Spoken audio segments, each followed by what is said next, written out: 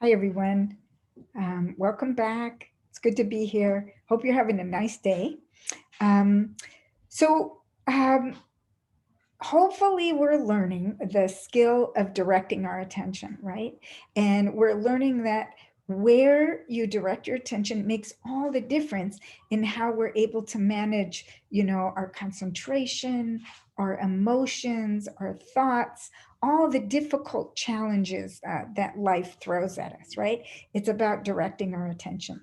We can also direct our attention to positive states. So I'm talking about compassion, gratitude, generosity, forgiveness, kindness. These are states that feel good, right? And we can bring our attention there. We did a little bit of that when we did the soaking in good practice. Do you remember that? Where we um, brought to mind something, an achievement or a person that we cared about or something that made us happy. And hopefully bringing that to mind brought up some good feelings, and we were able to direct our attention to those good feelings, those sensations. So in a way, that's the same, and we can do that with positive states. In a way, what we're doing is we're cultivating them. We already have the seeds, but we're making them grow. So like a garden. Yeah. So okay, let me share my screen here.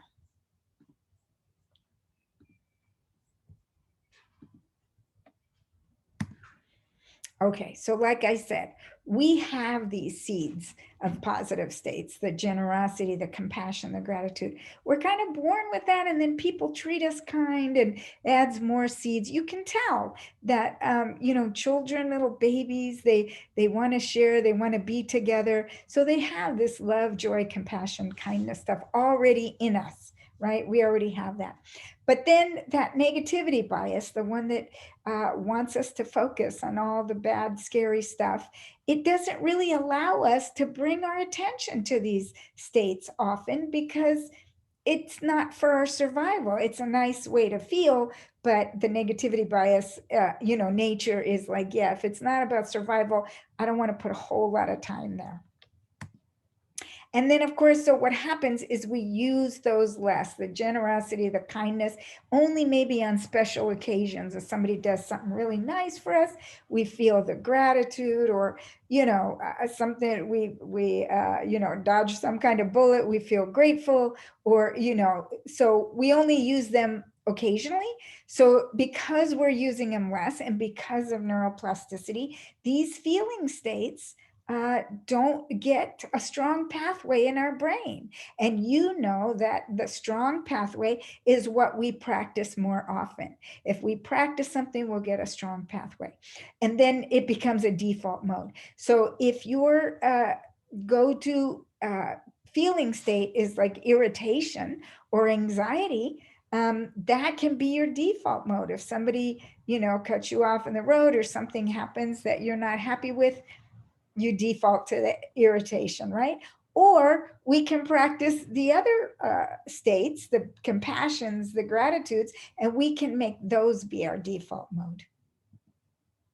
So I just think it would be so great if we could turn on our our positive states, right? Just like a light switch, right? Wouldn't that be great? You just click it on. I want to feel gratitude. So can we do that? I mean, there is a little bit, in a way. It has to do, again, with directing our attention. It's always about directing our attention. So let's do a little experiment to show you what I mean. Just for a second, if you would close your eyes or just have a low gaze and bring your attention to the sensations in your hands. So see what you're feeling there. Are they could be tingling, or they're warm or cold or achy. Okay. Now I'm going to ask you to switch your attention to your feet, the sensations in your feet. So what do you notice there? Maybe they're sweaty, they're cold, They hurt. They're numb. Okay, so go ahead and open your eyes. So the point of this experiment was to show you that, in fact, we can move our attention. If you were able to go from the sensations in your hands to the sensations in your feet, we moved our attention very quickly. So we can, in a way, turn on a feeling state. We can just move our attention to it. But here's what happened. Now I'm going to ask you to see if you can bring your attention to the sensation of your spleen, which is an organ in your body. Okay, so if you're like most people, you're having trouble with this. And you might say, because, well, I don't even know where my spleen is or what it is, or I never felt it before, or it runs in the background. All these are true. The other thing is that we don't bring our attention to our spleen at all, ever, most of us. But we are always bringing our attention to our hands and our feet, because even when we pick something up, right, we need to know where our hands are so we can grab that thing, or we need to know where our feet are so we don't trip or fall down, that type of thing, right? So we're always bringing our attention to our hands and our feet. So that way there is a pathway of knowing where our hands and our feet are at any given moment, yeah? But not knowing where our spleen is because we don't bring our attention there.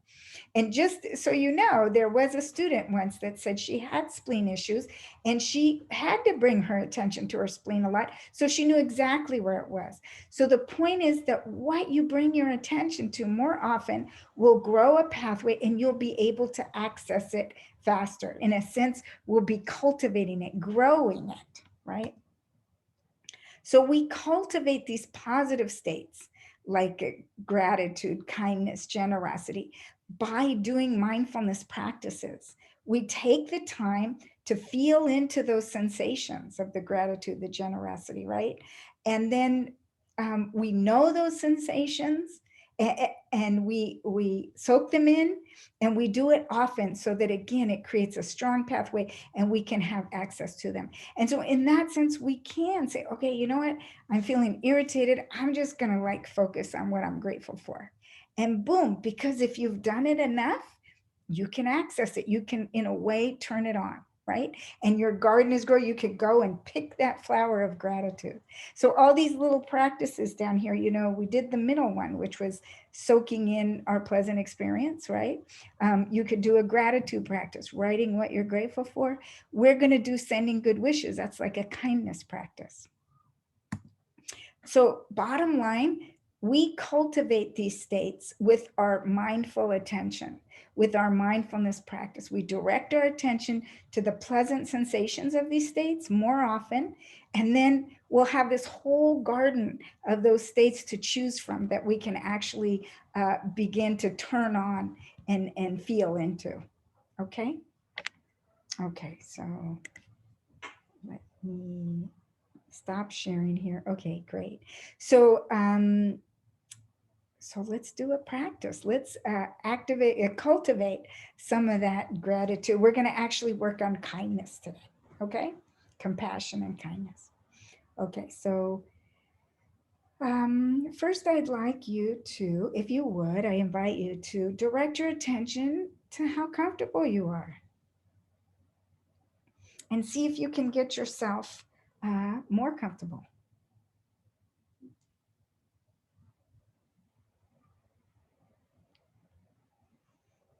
Okay. And now I invite you to close your eyes if that feels good, or just let it be a low gaze.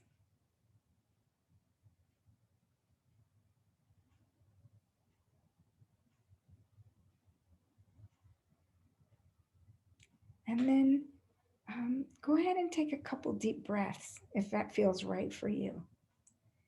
We're working on letting the attention sort of just settle down a little bit from all that information we just heard.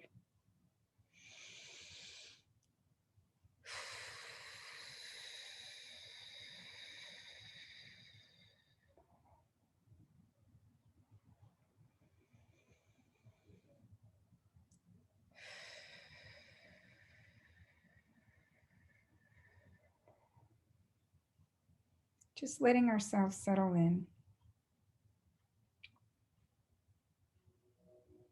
Now I invite you to bring your attention to the sensation of your body sitting.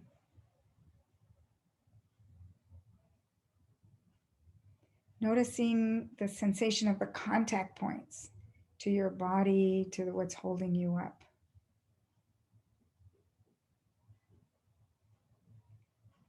Really bring your attention there. Notice, how does your butt feel on that chair? How does your feet feel on the floor? What sensations are in your hands wherever they're touching?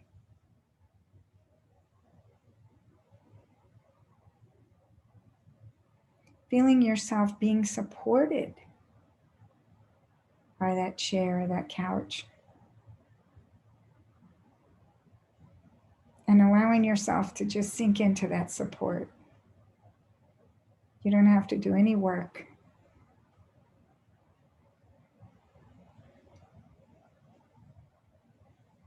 Okay, so now I'm going to ask you to bring to mind an image of someone that you love dearly, someone that brings you joy. And it could be an animal, actually. So some person, relative or friend, or even like a shopkeeper, someone that makes you smile every so often. Doesn't have to be the grandest person if that's hard. You can bring to mind just someone that, that you're pleasant with often enough. But if you find someone that you really care about, that's great. Or like I said, an animal. Bring their image to mind. Possibly imagining them happy. Maybe they're wagging their tail, or they're purring, or they're smiling. They're doing something they like.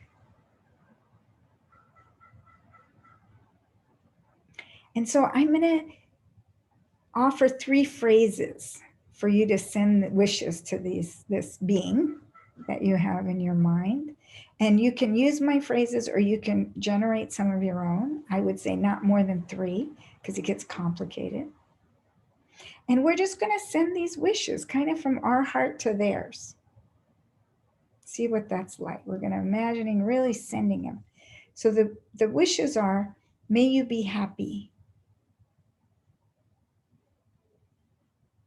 May you be healthy. May you be safe.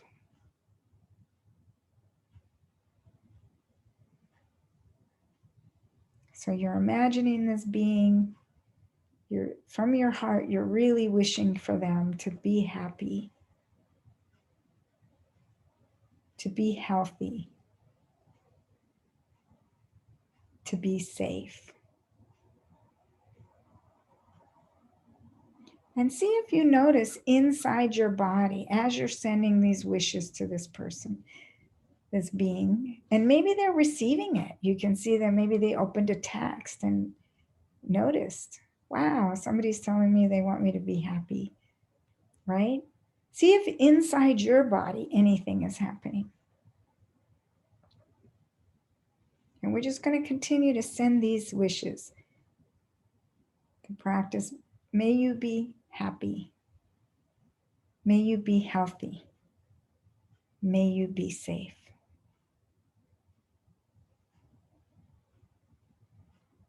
They're smiling. They're enjoying receiving.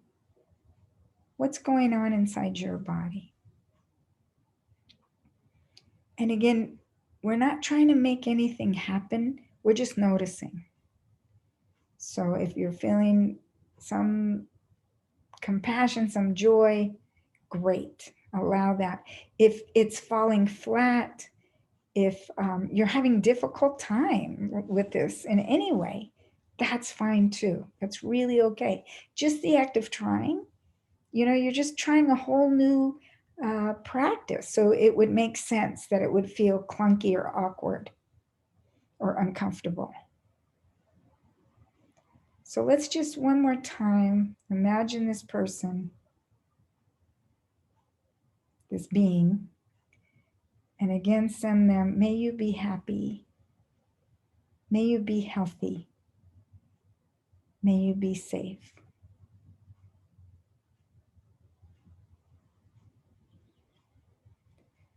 Okay, so now allow that image to fade away. And I'm going to actually invite you to bring an image of yourself to mind. So it could be you at this age that you are now, or at some time younger. You could be a child. You can imagine yourself being old if you like.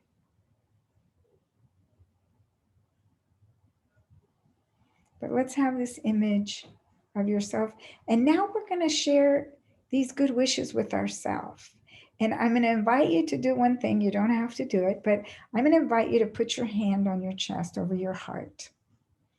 Because this is all about body experiences and sensations and touch, right?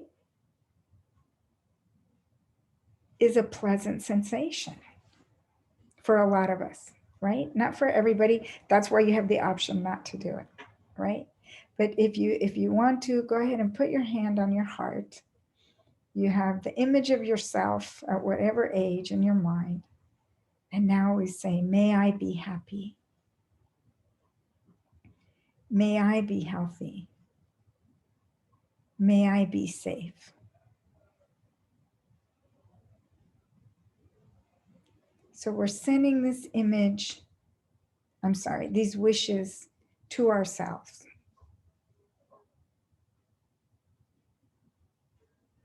May I be happy. May I be healthy. May I be safe. And again, as you're doing this, just notice what's going on inside your body. Does it feel safe? Does it feel joy? Is it just kind of falling flat? Is it uncomfortable? Activating even? All of that is within the realm of normal. We're noticing. We're noticing what works. We're noticing where good places are to put our attention. So see if you can hang with it one more time. May I be happy. May I be healthy. May I be safe.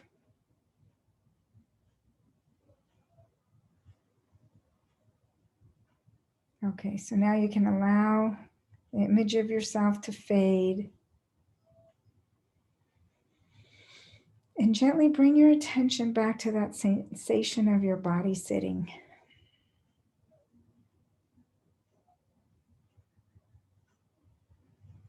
Feeling into the couch. Noticing the gravity pulling you down.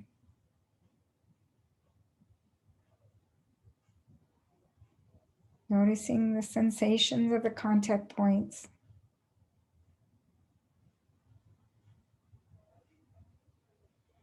Starting to hear the sounds in the room. And maybe my voice more clearly. And then when you feel ready, go ahead and just open your eyes. Wiggle your toes, look around. Moving your neck is good after you've been stiff for a while. And come back to the screen when you feel ready. Okay, so that was practicing a positive state, a state of kindness. There's many different ways. There's the gratitude one, there's the kindness, the forgiveness. There's all different positive states. That was practicing the kindness.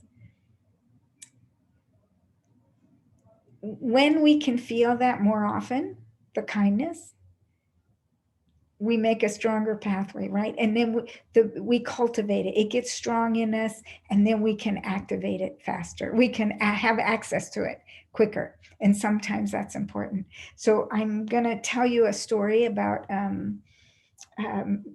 my husband and I were on the Bay Bridge during the 1989 earthquake when it broke. We were like, I want to say about 3 minutes from where it fell down. We were at the toll plaza.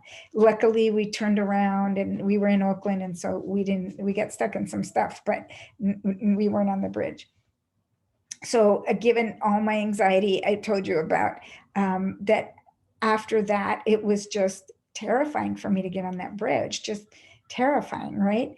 And I had to do a lot of mindfulness, bringing my attention to my body, all these kind of things. Well, one time I was going across from San Francisco to Oakland, which is you're on the bottom part, which, yeah, so you have the cement above you, right? And we were stuck in traffic. And sometimes when you're stuck on a bridge, it sways a little. You can feel the movement, even though your car is stopped, right? So that was happening. And I was starting to get panicked. I was really not feeling great, right? So I just said, okay, I want to turn on my kindness app, switch it on, right?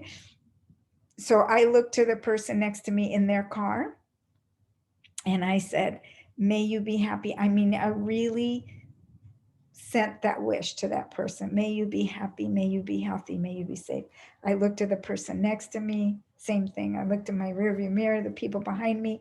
I looked.